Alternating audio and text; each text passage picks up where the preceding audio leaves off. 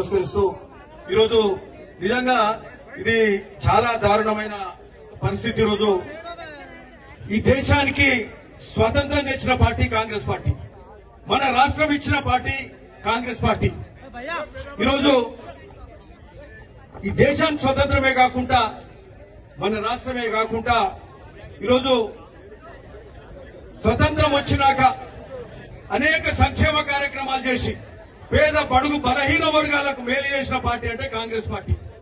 ఈరోజు ఆ విధంగా అన్ని చేసుకుంటూ వస్తూ ఒక కుటుంబం మరి మొత్తం త్యాగాలు చేసి నాడు మరి ఇందిరాగాంధీ నుంచి మొదలు పెడితే రాజీవ్ గాంధీ మరి ఆ తర్వాత వాళ్ళంతా కూడా ప్రాణ త్యాగాలు చేసి వాళ్ళకంటూ ఏం లేదు, మాకు ఈ దేశమే మా ఆస్తి, మాకు వేరే ఆస్తి అవసరం లేదు, ఈ దేశ ప్రజలే మా వాళ్ళనుకునే మరి ఆ కుటుంబానికి వాళ్ళ మీద మరి ఈ రోజు ఒక మచ్చ తెచ్చే కార్యక్రమం చేస్తున్నారంటే ఇది చాలా అన్యాయం.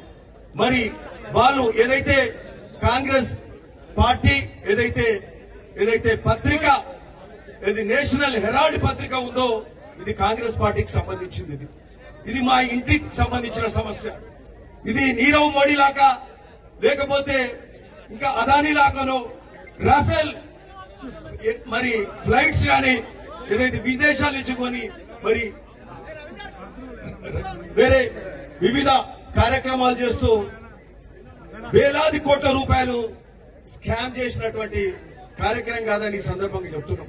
ఈ రోజు మా వ్యవస్థ కాంగ్రెస్ పార్టీ వ్యవస్థ మాకు సంబంధించిన పత్రికనే అందులో ఉన్న చిన్న లావాదేవీలు దాన్ని పట్టుకొని ఏదో వేలాది కోట్లు స్కామ్ చేసినట్టుగా ఈరోజు బదనాం చేసే కార్యక్రమం చేస్తున్నారు బీజేపీ మరి మోడీ.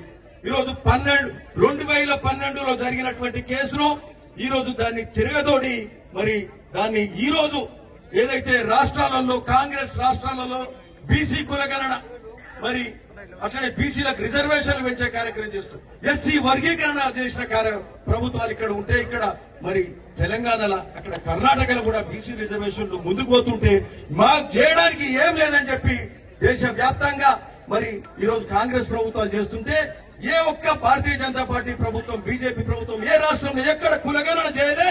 మరి మాకు చెప్పుకోవడానికి కూడా ఏం లేదు.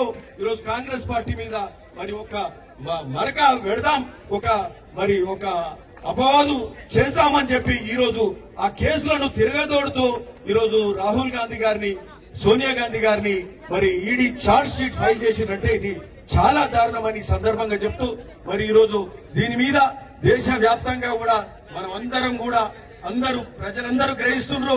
ఈ రోజు మీరు చెప్పిన ఒట్టొట్టి ఈ కేసులకు మరి తాల్తాల్ కేసులకు ఎవరు ప్రజలు నమ్మే పరిస్థితి లేరు. మీరు ఏది చేసినా తిప్పికొట్టే కార్యక్రమం మరి ప్రభుత్వాలు చేస్తాయి, మరి ప్రజలు చేస్తారు. 2 పర్యాయాలు మీరు మత పరమైన రాజకీయాలు చేసాం. ఏదో 2 సార్లు అధికారంలోకి వచ్చిన దేశంలో 3ఓసారి కూడా వచ్చిండ్రు.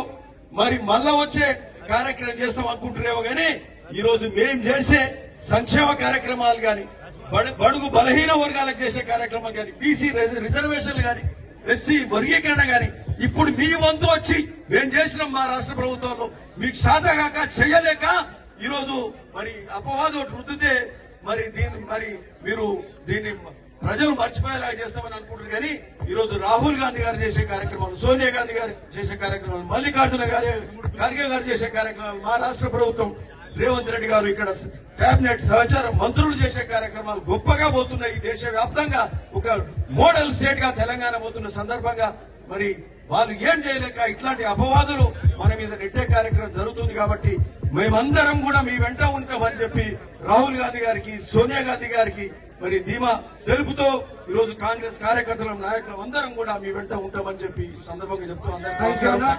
ఇప్పుడు